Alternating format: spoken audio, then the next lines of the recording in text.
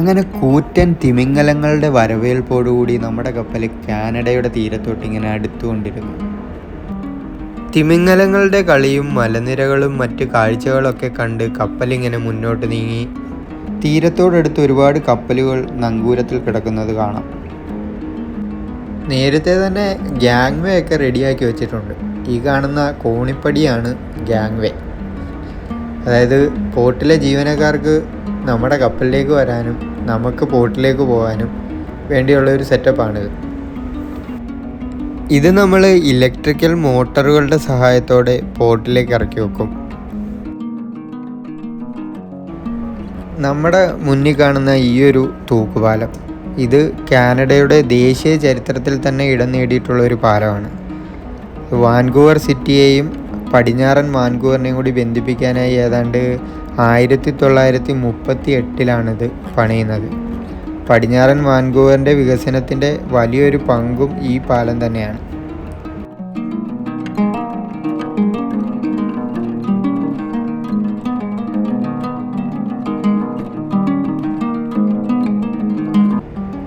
ഈ കാണുന്നതാണ് Stanley park. അങ്ങനെ ലയൺസ് ഗേറ്റ് പാലവും സ്റ്റാൻലി പാർക്കും ഒക്കെ കടന്ന് നമ്മൾ മുന്നോട്ട് നീങ്ങി. ഈ കാണുന്ന ബോട്ടിൽ നിന്നാണ് നമുക്ക് കാർഗോ ലോഡ് ചെയ്യാനുള്ളത്. പക്ഷേ നമ്മളിപ്പോൾ അവിടെ അടുപ്പിക്കില്ല.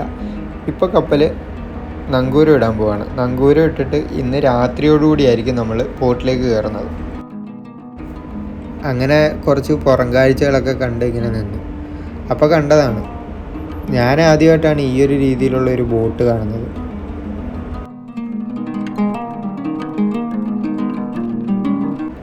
അതിൻ്റെ ഇടയിൽ ഞാൻ ശ്രദ്ധിച്ചതാണ്, ഇത്തരത്തിലുള്ള സീപ്ലെയിനുകൾ മിനിറ്റുകൾ ഇടവിട്ടാണ് ഇവിടെ ലാൻഡ് ചെയ്യുകയും ടേക്ക് ഓഫ് ചെയ്യുകയും ചെയ്യുന്നത്. ഈ സീപ്ലെയിനുകളാണ് വാൻകൂവറിൻ്റെ പ്രധാന ടൂറിസം എന്ന് വേണമെങ്കിൽ പറയാം. ഈ കാണുന്ന സിറ്റിയും മലയും കാടും കടലും ഒക്കെ ചുറ്റി കാണിച്ചു കൊണ്ടുവന്ന് ഇറക്കും.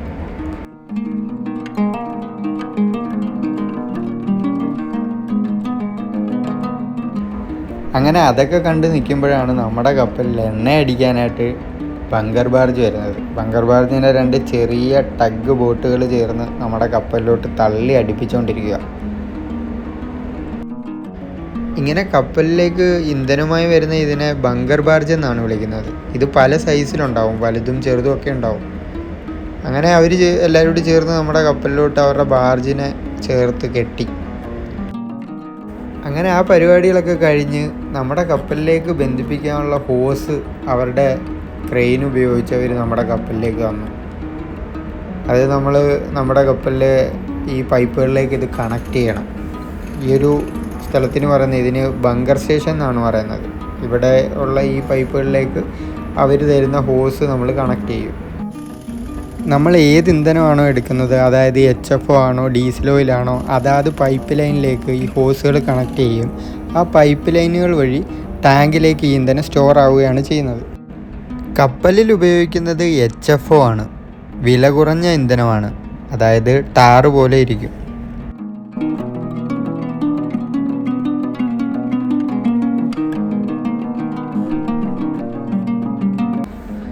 നമ്മളിവിടുന്ന് ഡീസൽ ഓയിലും HFOയും ആണ് എടുക്കുന്നത്. വളരെ കുറച്ച് ക്വാണ്ടിറ്റി മാത്രമാണ് ഇവിടുന്ന് എടുക്കുന്നത്. ഈ കപ്പലിന് എണ്ണ അടിക്കുന്ന പരിപാടിക്ക് പറയുന്നത് ബങ്കറിങ് എന്നാണ്. വളരെ റിസ്ക് ഉള്ളതും ഒരുപാട് ശ്രദ്ധയോടുകൂടിയും ചെയ്യേണ്ട ഒരു ഓപ്പറേഷനാണ് ഈ ബങ്കറിങ് ഓപ്പറേഷൻ. കാരണം ഈ ഒരു സമയത്താണ്, ഈ കപ്പലിലേക്ക് ഇന്ധനം നിറയ്ക്കുന്ന ഒരു സമയത്താണ് ഏറ്റവും കൂടുതൽ ലീക്കാകാൻ ചാൻസ് ഉള്ളത്. ഇനി ലീക്കായാൽ തന്നെയും അത് നമ്മൾ മാക്സിമം കപ്പലിൽ തന്നെ നിർത്തുക. കപ്പലിൽ നിന്ന് ഒരു തുള്ളി പോലും പുറത്തേക്ക്, അതായത് കടലിലേക്ക് പോകാൻ പാടില്ല. പോയാൽ കപ്പൽ അറസ്റ്റ് ചെയ്യുന്ന ഒരു സിറ്റുവേഷൻ വരെ എത്തും. കമ്പനി വലിയ വലിയ തുകകൾ ഫൈൻ കൊടുക്കേണ്ടി വരും. ഈ ഫൈനൊക്കെ നമ്മൾ ചിന്തിക്കുന്നതിനും അപ്പുറമാണ്. മില്യൺ കണക്കിന് ഡോളറുകളായിരിക്കും ഫൈൻ കൊടുക്കേണ്ടി വരിക. ഈ ഒരു ബങ്കറിങ്ങിൻ്റെ പൂർണ്ണ ഉത്തരവാദിത്വവും കപ്പലിലെ ചീഫ് എഞ്ചിനീയറിനാണ്. ഏതാണ്ട് 5-6 മണിക്കൂർ എടുത്താണ് കപ്പലിലേക്ക് ഇന്ധനം നിറച്ച് കഴിഞ്ഞത്.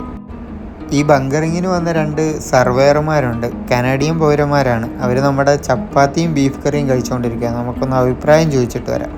Hello my friend. Hi. How is Indian food? You like? Yeah, it's good one. A little bit spicy for me, but I enjoy it. Okay, thank you. No problem.